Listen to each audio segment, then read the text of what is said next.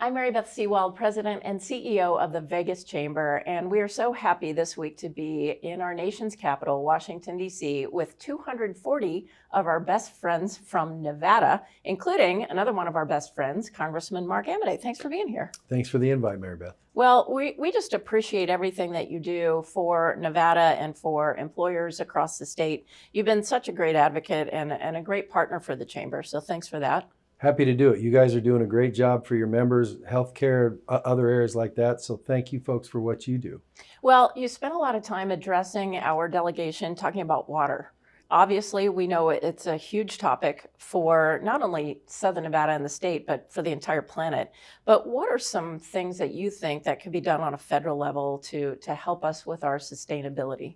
Well, I think one of the feds can encourage more regional thinking to start. That's the first step.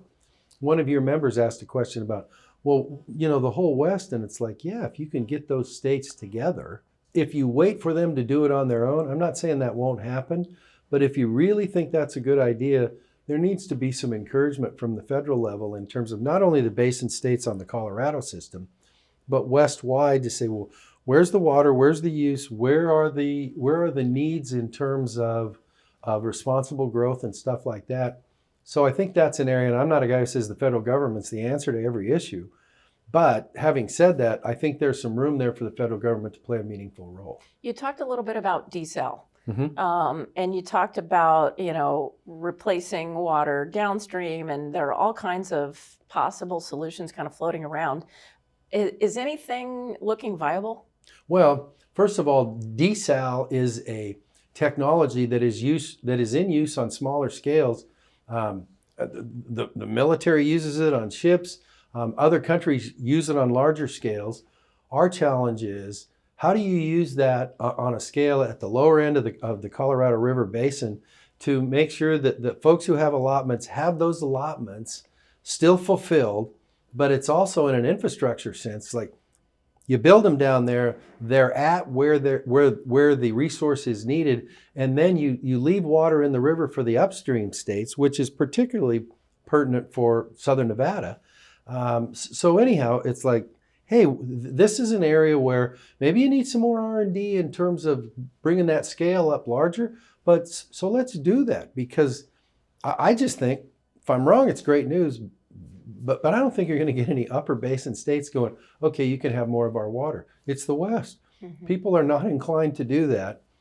And I don't think, you can control the planetary systems in terms of, hey, I want you to rain more here or snow more there. If you really want to be in control, then I think that's an area where it's like, we either need to go that direction or prove that it's not viable so we can look at something else. But that looks like the best, I think it looks like the best potential right now.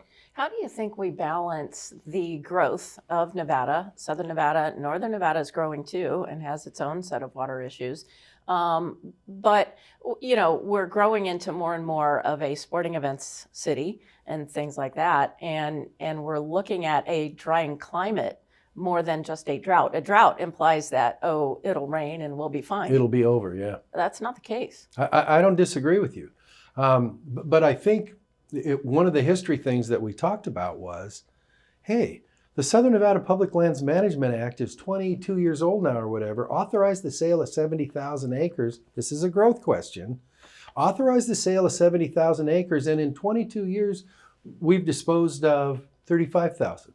That, I think, is a strong argument to say your local planning commissions, county commissions, city councils are being responsible with their growth. So if you just hate growth, that's fine, but expecting, for instance, the venue of Clark County, Las Vegas, fabulous Las Vegas, to expect no growth with that, quite frankly, is not in line with what the history is, or what I think your members and other people in Southern Nevada expect. So you have to solve those challenges. How do we do that without putting water supply at risk, having the right sewage capacity? How do you move people around? All those things that go with responsible growth. Well, and you talk about Clark County Lands Bill, and you also asked the question when you were speaking with our delegation, what is the law that's being planned right now? Yeah. And We don't know or nothing. well, that gets back to the whole lobbying plan. Mm-hmm. What is it that you want? What committees does it go through?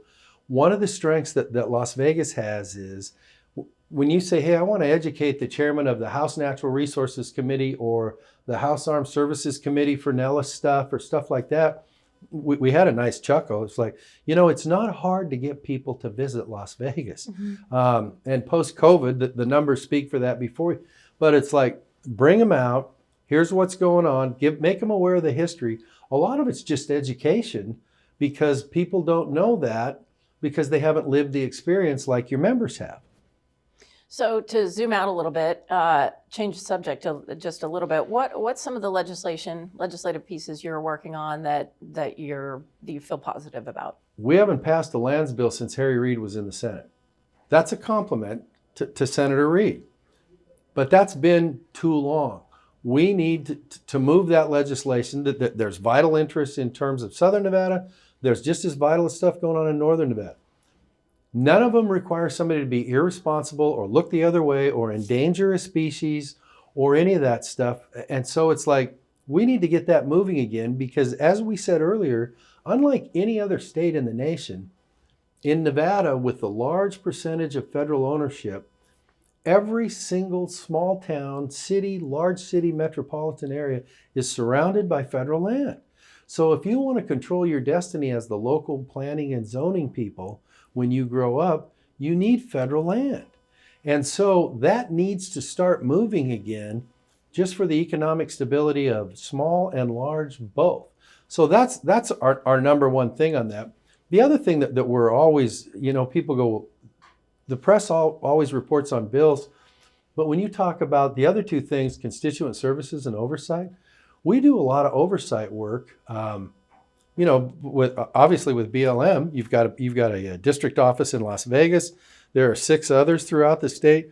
We do a lot of oversight on that. What's your real estate division doing?